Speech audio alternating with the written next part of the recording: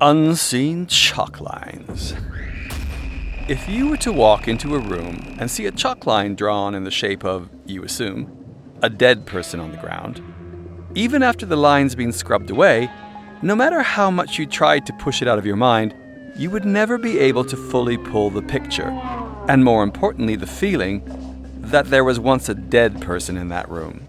Whether it's your conscious mind or that part of you that sees all, and make no mistake, it does, the mental chalk lines drawn around that rotten banana or the undies on the ground send ripples of neurogenic energy through your being.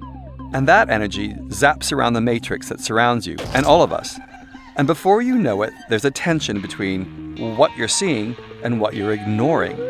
And as sure as Michelangelo thought of something and then drew it, that tension becomes a creation of your own. That's why the simple dumb action of observing and physically erasing those things that would become mental chalk lines in your life is so immensely effective.